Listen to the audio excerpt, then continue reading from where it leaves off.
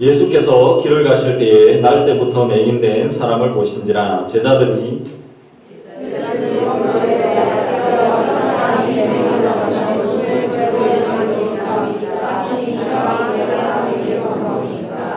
예수께서 대답하시되 이 사람이나 그 부모의 죄로 인한 것이 아니라 그에게서 하나님이 하시는 일을 나타내고자 하심이라. 내가 아직 아침에 나를 보내신 이의 일을 우리가 하려 하리라. 감히 우리니 그때는 아무도 알 수 없느니라. 내가 세상에 있는 동안에는 세상의 빛이로다. 이 말씀을 하시고 땅에 침을 뱉어 진흙을 이겨 그의 눈에 바르시고 이르시되 실로암 못에 가서 씻으라 하시니 실로암은 번역하면 보냄을 받았다는 뜻이라. 이에 가서 씻고 밝은 눈으로 왔더라. 이웃 사람들과 전에 돌아오고 이웃을 보았던 사람들이 이르되 이는 앉아서 보라는 자가 아니냐. 어떤 사람은 그 사람이라 하며 어떤 사람은 아니라 그와 비슷하다 하거늘 자기 말은 내가 그라 하니 그들이 묻되 그러면 이는 어떻게 터졌느냐. 함께 읽겠습니다. 대답하되 예수라 하는 그 사람이 진흙을 이겨 내 눈에 바르고 나더러 실로암에 가서 씻으라 하기에 가서 씻었더니 보게 되었노라. 아멘. 네, 앉아주십시오. 오늘 함께 나누는 말씀은 우리 세상의 빛 대신 예수 그리스도라는 제목으로 같이 말씀을 나누기를 원합니다. 노르웨이에 가면 리아쿠운이라는 마을이 있습니다. 이 마을에는 주변이 이렇게 산으로 다 둘러싸여져 있습니다. 그래서 산들 때문에 10월 달부터 4월 달까지 그 마을에 햇빛이 들지를 않습니다. 그래서 이때는 마을이 낮인데도 불구하고 깜깜하다는 것입니다. 낮에도 빛이 없고 깜깜하니까 얼마나 답답하겠습니까? 낮인데도 밤과 같은 그런 느낌이죠. 그래서 여기에 있는 마을 사람들이 굉장히 고민을 했습니다. 이걸 어떻게 우리가 살아가야 될까? 계속 뭐 고민을 하다가 이제 이 마을을 밝히기 위해서 이제 사람들이 산 꼭대기에다가 어마어마한 거대한 거울을 이렇게 설치를 했습니다. 이 앞에 사진처럼 큰 거울을 세웠습니다.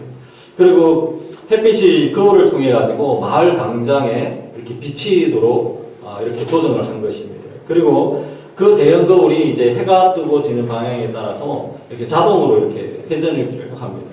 그렇게 해서 계속적으로 낮에 그 마을 광장을 비칠 수 있도록 이렇게 설치를 했다는 것입니다. 어찌 보면 우리는 어둠 속에서 살아갈 수가 없습니다. 우리는 언제나 빛이 필요하다라는 것입니다. 근데 우리가 잘 보면 빛과 어둠은 같이 공존할 수는 없습니다. 빛이 들어오면 자연스러운 현상으로 어둠이 물러가게 되어져 있다는 것입니다. 어찌 보면 우리 캄캄한 방을 한번 생각해 보십시오. 정말 캄캄한 방에 커튼을 이렇게 낮에 이제 딱 비치면서 이렇게 살짝 커튼을 걷어버리면 빛이 강렬하게 이렇게 들어오는 것이죠. 그래서 온 방을 완전하게 이렇게 환하게 막 비추어는 그런 모습입니다.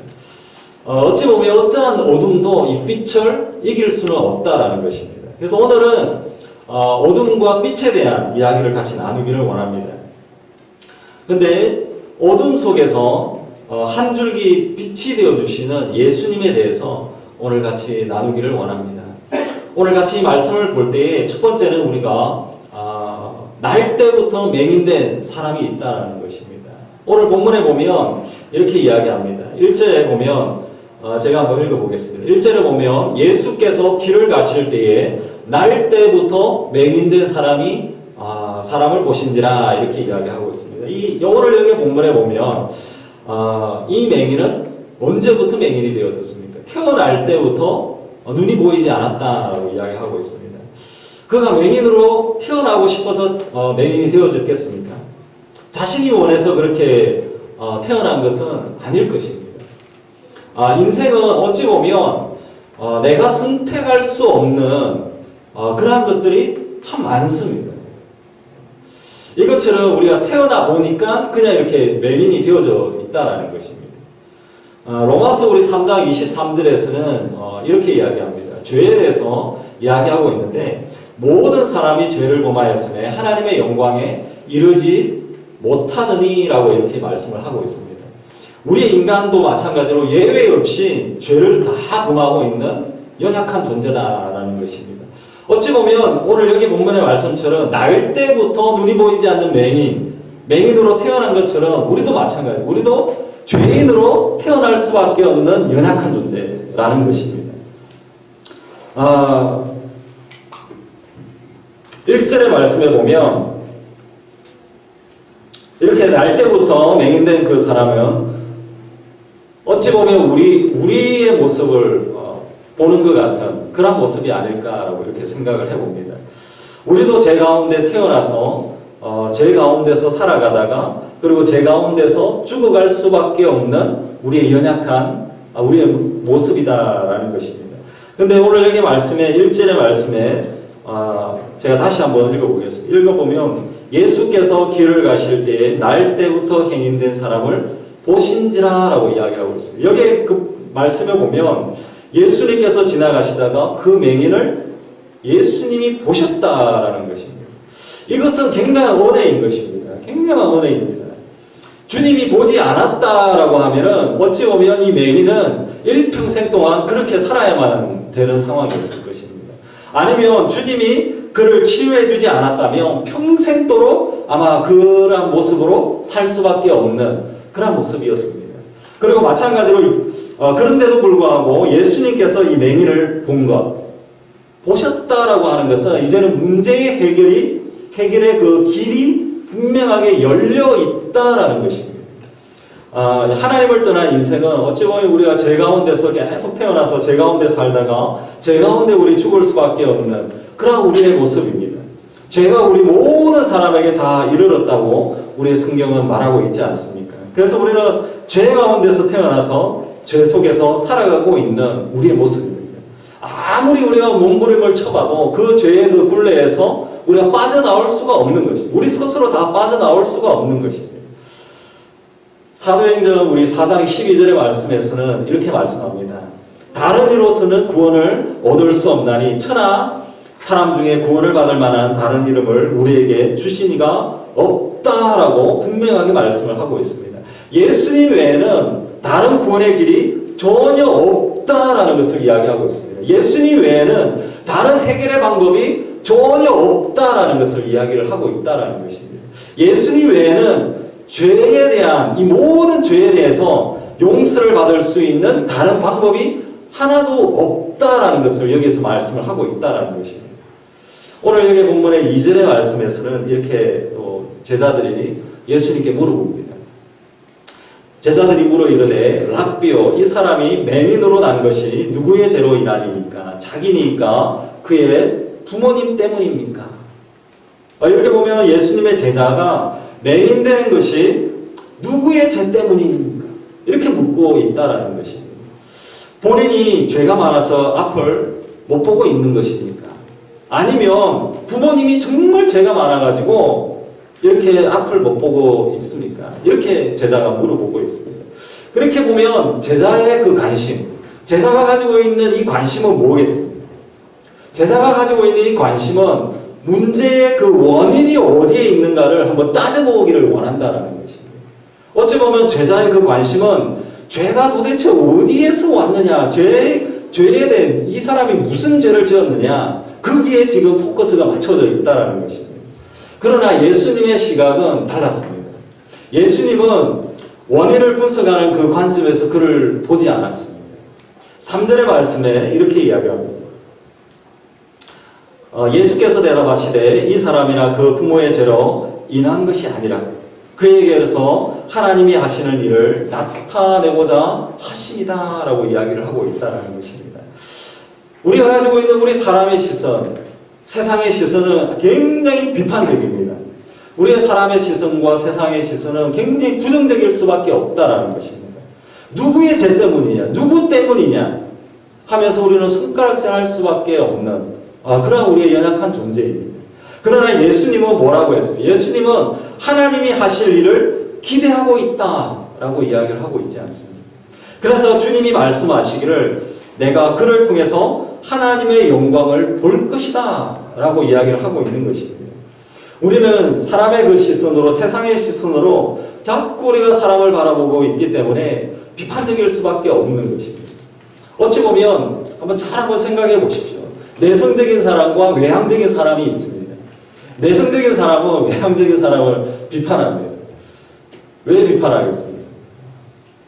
이 외향적인 사람을, 내성적인 사람이 외향적인 사람을 바라보면 너무 설치고 너무 나댄다라는 것입니다. 너무 잘난 체 한다는 것입니다. 자기 혼자서 다 한다는 것입니다. 근데 반대로 보면 외향적인 사람이 정말 내향적인 사람을 그렇게도 비판을 하는 것입니다. 뭘 비판하겠어요? 그냥 가만히 있는 것 같거든요. 내성적인 사람은 그냥 아무것도 안 하고 그냥 가만히 있는 것 같습니다. 그러다 보니까 외향적인 사람은 내성적인 사람을 보면서 일을 하나도 안 한다. 너무 소극적이다. 너무 느리다. 너무 답답하다. 이렇게 이야기를 하면서 비판하는 것입니다. 이 사람은 왜 이러냐? 저 사람은 왜 이러냐?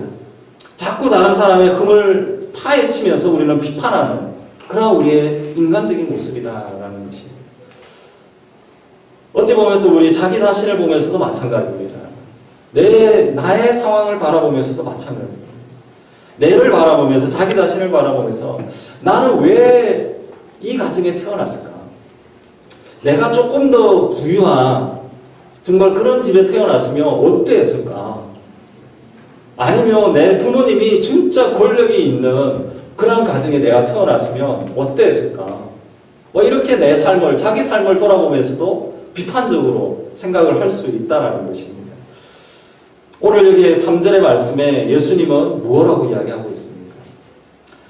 이 사람이나 그 부모의 죄로 인한 것이 아니다라고 이야기하고 있습니다. 그리고 나서 예수님께서는 하나님이 하시는 일을 나타내기 위함이다라고 이야기를 하고 있는 것입니다. 즉 다시 말해서 이 사람이 맹인된 그 이유, 이 사람이 맹인된 그 원인은 미래에 나타내실 하나님의 일이 있는 것입니다. 하나님의 계획하심이 분명하게 있다라는 것을 이야기하고 있는 것입니다. 하나님의 일이라고 하면은 어찌 보면 세상을 향한 하나님의 마음입니다. 그 하나님의 마음은 이 세상을 향한 구원의 사역인 것입니다. 또한 하나님의 일은 하나님께 영광을 돌리는 그러한 것이다라는 것입니다. 오늘 요한복음 11장 4절의 말씀에서는 이와 비슷한 말씀을 하고 있습니다. 제가 한번 읽어보겠습니다. 이 병은 죽을 병이 아니라 하나님의 영광을 위하며 하나님의 아들이 이로 말미암아 영광을 받게 하려 함이라 라고 이렇게 말씀을 하고 있습니다. 이 요한복음 11장에서는 나사로가 병들었을 때에도 예수님께서 뭐라고 이야기했냐면 이 병은 죽을 병이 아니라 이 병은 하나님의 영광을 위해서 하나님의 영광을 드러내기 위함이다라고 이야기를 하고 있습니다. 이와 똑같이 맹인에게도 오늘 본문에 있는 맹인에게도 똑같이 이야기하고 있습니다. 하나님의 영광을 나타내기 위한 그 목적이 분명하게 있다라고 이야기를 하고 있는 것입니다. 우리의 삶을 한번 돌아보십시오. 우리의 삶을 잘 돌아보면 실패도 있습니다. 그리고 때로는 우리는 성공도 있습니다. 그리고 때로는 우리가 정말로 괴로워하는 그런 상황도 있다라는 것입니다. 그리고 때로는 즐거운 우리의 삶도 있습니다. 그리고 우리 때로는 정말로 슬플 때도 있습니다. 때로는 우리가 정말로 마음이 아플 때도 있습니다. 그러나 우리의 인생 가운데 잘 한번 살펴보면 정말로 내가 내 인생에 있어서 성공하고 내 인생이 정말 그냥 기분이 좋을 때, 즐거울 때, 이럴 때는 하나님의 축복이다라고 생각을 합니다. 그러나 반대로 정말 나의 인생 가운데 계속적으로 도저히 이해되어지지 않는 불행한 일들이 계속적으로 일어나는, 그러면은 우리의 삶을 돌아볼 때에 나는 축복받은 자가 아니구나, 나는 저주받은 자구나, 이렇게 생각할 때도 있다라는 것입니다. 우리가 성공만 하나님의 뜻이라고 할 수 없는 것입니다. 어찌 보면 질병이라든지 아니면 장애라든지 실패라든지 이러한 모든 것들도 하나님의 뜻이 있다라는 것입니다. 우리 요셉을 잘 알지 않습니까? 요셉의 인생은 어떻습니까? 요셉의 인생은 정말 너무나도 함께 할 수밖에 없는 형제들한테 버림을 받았습니다. 그리고 요셉은 어떻게 됐습니까? 억울하게 팔려갔습니다. 아무런 죄도 없는데 노예가 되어졌습니다. 그리고 요셉은 아무런 잘못이 없는데도 그 누명을 쓰고 감옥에 갇힐 수밖에 없었다라는 것입니다. 요셉의 인생을 보면 어찌 보면 정말 한 치 앞도 내다볼 수 없는 그런 인생이었습니다. 요셉의 인생을 보면 정말 안개가 자욱하게 끼어가지고 도저히 어디가 어딘지 알 수 없는 어찌 보면 어둠의 터널을 깜깜한 터널을 지나가는 그런 인생의 모습이 있는 것입니다. 그러나 요셉의 마지막은 어떻습니까? 요셉의 마지막은 달랐습니다. 요셉의 마지막은 애굽의 총리가 되어졌습니다. 그리고 나서 애굽의 총리가 되어지고 요셉의 모든 그 가족들이 흉년이 들어서 그 흉년이 들었을 때 요셉이 이 가족들을 다 도와주게 되어졌습니다. 그리고 나서 창세기 45장에 보면 요셉이 자신을 버렸던 형들에게 한 말이 있습니다. 자신을 버렸던 그 형들에게 한 말이 무슨 말이냐면 나를 여기에 보낸 이는 형들이 아닙니다. 나를 이곳에 보낸 이는 하나님입니다. 이러한 고백을 한 것입니다. 때로는 우리가 맹인처럼 정말 우리가 가지고 있는 상처가 있을 때가 있습니다. 아니면 때로는 우리가 맹인처럼 우리에게 가지고 있는 정말 가시가 있을 수 있습니다. 아니면 우리 맹인처럼 우리가 가지고 있는 정말로 고난이 있을 수 있습니다. 어둠의 터널을 우리가 지나고 있을 수도 있습니다. 그러나 가장 중요한 것은 하나님을 인정하고 예수님을 만나며 상처가 치유되어지는 것을 경험하게 되어지고 그것이 바로 우리의 삶의 진정한 간증이 되어지게 된다는 것입니다. 동일하게 하나님을 인정하고 어떠한 상황 속에서도 우리가 예수 그리스도를 만나면 우리 안에 있는 가시가 변하여서 기쁨의 간증이 되어진다는 것입니다.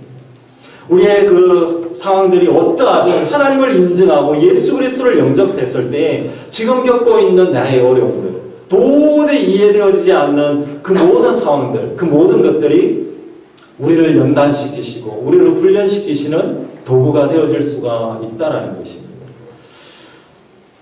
우리의 그 삶들 가운데 정말로 이 거센 풍파가 부는 것 같은 그런 속에서도 예수님을 인정할 때 그 폭풍우가 치는 속에서도 우리는 자유함을 누릴 수 있고 그 속에서도 평안을 누릴 수가 있다는 것입니다. 도저히 이해되어지지 않는 우리 안에 있는 상처가 있습니까? 도저히 이해되어지지 않는 그 가시가 있습니까? 도저히 이해되어지지 않는 그런 어려움이 있습니까? 이 맹인처럼 도저히 내가 아무리 생각해도 이해되어지지 않는 그런 것들이 있습니까? 그런 속에서도 주저앉지 마십시오. 주저앉지 마십시오. 그 어려움과 그 상황들 속에서도 하나님이 나를 향하고 있다는 것을 기억하시고 온전하게 맹인을 바라보았던 예수님, 그 예수님을 바라보시길 바랍니다. 예수님은 여러분의 손을 부여잡기를 원하고 여러분을 향하고 있다는 것을 기억하시기 바랍니다. 그래서 그 어려움들 속에서도 주님의 도우시는 손길을 온전하게 누리는 여러분이 되어지기를 간절히 축원합니다. 그리고 여러분 가운데 그 어려움과 긴 그 터널 속에서도 하나님께서 하시는 일을 보는 여러분이 되어지기를 원합니다. 그래서 하나님이 하시는 일들을 통하여서 그것이 완전한 우리의 삶의 감정이 되어지는 그래서 하나님께 영광이 되어지는 저와 여러분 되어지기를 간절히 축원합니다. 오늘 우리 두 번째 우리 말씀을 보기를 원하는 것은 세상에 빛이 되어주시는 예수 그리스도가 있다는 사실입니다. 오늘 5절의 말씀에 이렇게 이야기합니다. 내가 세상에 있는 동안에는 세상의 빛이다 라고 예수님께서 말씀을 하고 있는 것입니다. 예수님은 이 땅에 빛으로 오셨습니다. 그리고 예수님은 빛 그 자체가 되어주셨다라는 것입니다. 예수님은 생명의 빛이고 구원의 빛이고 거룩한 빛이고 우리를 비추는 참 빛으로서 이 땅에 오셨다라는 것입니다. 그의 그 빛으로 이 땅에 수많은 그 어둠을 다 내어 쫓아버리고 우리를 어둠 속에서 다 건져내셨다라는 것입니다. 어찌 보면 우리가 빛과 반대되어지는 어둠의 세력이 있습니다. 어둠의 세력의 특징을 혹시 아시나요? 어둠의 빛, 어둠의 그 세력, 어둠의 세력은 특징들이 있습니다. 우리가 잘 보면 어둠의 세력들은 인격을 파괴합니다. 어둠의 세력은 가정을 파괴합니다. 그리고 어둠의 세력은 교회를 파괴합니다. 그리고 어둠의 세력은 우리의 믿음을, 우리의 신앙을 다 파괴합니다. 어둠의 세력은 다 분열시켜 버린다는 것입니다. 이간질시키는 것입니다. 패를 나누는 것입니다. 그리고 우리의 권위의 대상은 누구입니까? 우리의 권위의 대상은 하나님밖에 없습니다. 권위의 대상인 하나님, 이 어둠의 세력은 권위의 대상인 우리 하나님을 볼 수 없도록 다 막아버리는 것입니다. 어둠의 세력은 정말 하루하루의 그 쾌락, 하루하루 그냥 우리가 쾌락에 그냥 만족하는 그런 삶을 살아가도록 하는 것입니다. 영원한 그 즐거움에 들어갈 수 없도록 하는 것입니다. 어둠의 세력은 어찌 보면 내가 죄를 바라보지 못하게 하는 것입니다. 내가 짓고 있는 죄가 죄인지 아닌지도 모르게 다 감춰버린다는 것입니다. 어둠의 세력은 이 정도는 죄도 아니다. 이 정도는 세상 사람 다 하는 것이다. 다 이렇게 감싸버린다는 것입니다. 어둠의 세력은 또 자신의 연약함을 보게 됩니다. 자꾸 나의 연약함만을 보게 되고 자신감이 없습니다. 나를 보니까 너무 연약하죠. 내가 가진 게 없으니까 연약합니다. 자꾸 나의 연약함만을 보니까 어떻게 되겠습니까? 열등감밖에 없다라는 것입니다. 내 안에 있는 어둠의 세력을 뽑아내는 방법이 있습니다. 내 안에 있는 그 어둠을 완전하게 제거할 수 있는 방법이 있습니다. 그것은 오직 하나밖에 없습니다. 빛이 들어오는 방법밖에 없는 것입니다. 그 빛은 바로 예수 그리스도입니다. 예수 그리스도의 빛이 우리 안에 들어와야 된다는 것입니다. 빛이 임하면 어떻게 되겠습니까? 빛이 임하면 어둠은 사라져버리는 것입니다. 여러분, 어둠을 물리치는 유일한 방법이 빛이라는 것을 우리는 기억하시기 바랍니다.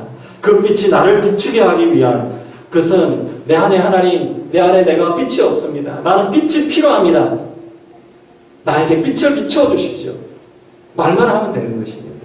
너무나도 쉽지 않습니까? 그러면 하나님의 그 빛이 여러분에게 임하게 될 것입니다. 참 빛은 오직 예수 그리스도입니다. 빛 대신 예수 그리스도를 영접하면 우리 안에 있는 어둠과 우리 안에 있는 슬픔과 우리 안에 있는 외로움과 우리 안에 있는 악한 세력과 우리 안에 있는 어둠의 세력들을 다 깨뜨려 버릴 수 있는 것입니다. 다 내어 쫓아버릴 수 있다는 것입니다. 그렇기 때문에 우리는 예수 그리스도의 빛이 필요하고 예수 그리스도의 빛이 우리 안에 계속 가득 채울 수 있도록 해야 되는 것입니다. 어둠과 싸우지 마십시오. 어둠과 싸울 필요가 없습니다. 빛이 들어오도록 하면 되는 것입니다. 우리의 인생 가운데 아까도 이야기했지만 그 캄캄한 방에 불만 켜면 끝이 나는 것입니다. 캄캄한 방에 불만 켜면 그 방은 완전하게 환하게 변화되어진다는 것입니다. 요한복음 1장 4절의 말씀에 이렇게 이야기합니다. 그 안에 생명이 있으니 그 생명은 사람들의 빛이라라고 이렇게 이야기합니다. 빛은 곧 생명이다라고 이야기를 하고 있습니다. 빛은 하나님 영광의 광채이고 하나님의 능력 그 자체다라고 이야기하고 있는 것입니다. 그렇기 때문에 빛이 가는 곳마다 어둠은 자연스럽게 물러나게 되어져 있다는 것입니다. 빛이 들어가면 창조의 역사가 일어나고 빛이 들어가면 죽은 자가 살아나게 되어지는 생명의 역사가 일어나게 된다는 것입니다. 얼마나 놀랍지 않습니까? 우리 예수님을 영접하며 예수님의 생명이 우리 안에 들어와 우리 안에 있는 어둠을 다 물러가게 하게 되어진다는 것입니다. 내 인생의 모든 어두움이 하나님의 빛으로 다 변화되어질 수 있다는 것을 이야기하고 있는 것입니다. 요한복음 8장 12절에서도 이렇게 이야기합니다. 예수께서 또 일러 이르시되 나는 세상의 빛이라 나를 따르는 자는 어둠에 다니지 아니하고 생명의 빛을 얻으리라 라고 이야기를 하고 있습니다. 어둠에서 해방되는 길은 여기에 있는 것입니다. 어둠의 길, 어둠에서 해방되는 길, 바로 예수 그리스도를 영접하고 예수 그리스도 안에 거하는 것입니다. 여러분 안에 어둠을 물러나게 하는 유일한 방법은 빛 대신 예수 그리스도를 나의 구주, 나의 하나님으로 영접하는 것밖에 없다라는 것입니다. 예수 그리스도를 영접하면 어둠에서 생명의 빛으로 변화돼서 영원한 자유함과 주님이 되어주시는 평안이 온전하게 누릴 수가 있다는 것입니다. 오늘 말씀에 6절과 7절의 말씀에 이렇게 이야기합니다. 이 말씀을 하시고 땅에 침을 뱉어 진흙을 이겨 그의 눈에 바르시고 이르시되 실로암 못에 가서 씻으라 하시니 실로암은 번역하면 보냄을 받았다는 뜻이라 이에 가서 씻고 밝은 눈으로 왔더라 라고 이야기를 하고 있습니다. 예수님께서는 이 소경 눈먼 자에게 뭐라고 이야기하고 있습니까? 소경에게 눈에 침을 뱉어서 진흙을 이겼습니다. 그리고 그 눈에다가 다 발랐습니다. 그리고 나서 실로암 못에 가서 씻으라 라고 이야기하고 있습니다. 실로암이라고 하는 그 연못, 그리고 나서 오늘 본문의 7절의 말씀에 갈로를 쳐놓고 분명하게 실로암에 대한 뜻을 밝히고 있습니다. 실로암이 무슨 뜻이냐 분명하게 밝히고 있습니다. 오늘 여기 보면 실로암을 뜻을 분명하게 밝히고 있는 것은 아주 특별한 이유가 있기 때문에 갈로를 치고 분명하게 그 뜻을 밝히고 있는 것입니다. 오늘 여기 실로암의 뜻이 무엇입니까? 실로암의 번역을 하면 보냄을 받았다라고 하는 뜻이다 라고 이야기를 하고 있습니다. 예수님은 하나님의 보냄을 받고 이 땅에 왔다라는 것입니다. 그래서 실로암은 보냄을 받은 예수님 그 자신을 상징하는 것입니다. 예수님은 보냄을 받은 자로서 생수의 그 근원, 생명의 근원이 되어 주신다라는 것입니다. 예수님은 실로암 못에 가서 씻으라라고 이렇게 명령을 했습니다. 이것은 다른 것이 아닙니다. 나음을 받기 위해서는 실로암 못에 가라. 이것은 실로암 못 되어주시는 진짜 보냄을 받은 예수 그리스도 앞에 나아가라라고 이야기를 하는 것입니다. 십자가에 피 흘려 죽으시고 다시 살아나신 진정한 실로암 못 되어주시는 예수님께 나아와라. 바로 그때에 죄악을 모든 것을 다 씻어버리고 완전하게 정결하게 되어질 수 있는 그 길이 여기에 있다라는 것을 분명하게 밝히고 있는 것입니다. 상징적으로 실로암에서 가서 씻었던 그 맹인은 어떻게 됐습니까? 밝은 세상을 보게 되어졌다라는 것입니다. 아무것도 볼 수 없던 이 사람, 어둠 속에서 헤맸던 이 사람이 이제는 밝은 세상을 보게 되어진 것입니다. 눈을 뜨게 되어진 것입니다. 실로암을 통하여서 맹인이 눈을 뜨게 되어졌다라는 것입니다. 진짜 실로암이 있습니다. 진짜 실로암이 바로 예수 그리스도, 바로 진짜 실로암이 빗대어 주시는 예수 그리스도다라는 것입니다. 예수 그리스도가 보냄을 받은 자이고 예수 그리스도께로 나아가는 자에게는 치유함이 있는 것입니다. 예수 그리스도께 나아가는 자에게 자유함이 있고 진짜 평안이 있다라는 것입니다. 진짜 예수 그리스도께 나아가는 자에게 세상을 진짜 환한 세상을 볼 수가 있다라는 것입니다. 예수님은 빛이 되어 주시는 것입니다. 예수님은 생명이 되어 주시는 것입니다. 예수님을 믿으면 이 생명을 우리에게 주신다고 했습니다. 영원한 생명을 우리에게 주신다라는 것입니다. 여러분을 꽉 묶고 있는 어둠의 세력이 혹시 있습니까? 여러분의 속에서 정말로 헤매고 있는 것이 있습니까? 일평생 동안 도저히 풀어지지 않는 것들이 있습니까? 내 인생 가운데 지금이 정말로 내가 암흑기와 같은 세상을 살아가고 있는 그 삶을 살아가고 있습니까? 도저히 여기 얘기처럼 내가 왜 이러한 어둠 속에 있어야 되지라고 헤매고 있는 분들이 있습니까? 빗대어 주시는 예수 그리스도를 나의 구주, 나의 하나님으로 영접하기를 간절히 축원합니다. 정말로 우리가 어둠의 종로로 가는 것, 사단의 세력, 모든 그 죽음의 세력, 어둠의 세력을 다 쫓아내어버리는 여러분이 되어지기를 간절히 축원합니다. 그것은 바로 빗대어 주시는 예수 그리스도와 함께할 때에 우리 안에 완전한 빛이 들어와서 우리 안에 어둠은 순식간에 사라져버린다라는 그 사실을 기억하시길 바랍니다. 그래서 어둠을 박차고 예수 그리스도로 말미암아서 빛으로 나아오시는 여러분이 되어지기를 축원합니다. 그래서 우리가 어둠을 박차고 생명으로 나오는 예수 그리스도로 나오는 저와 여러분이 되어지기를 간절히 축원합니다.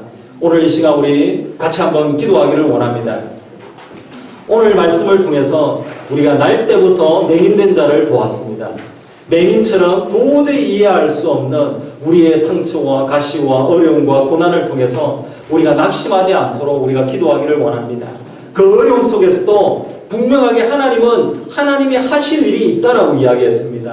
하나님, 나를 통하여서 하나님이 하실 일을 보여주십시오. 하나님을 경험하게 해달라고, 하나님을 영화롭게 하는 나의 인생이 되게 해달라고 우리가 기도하기를 원합니다.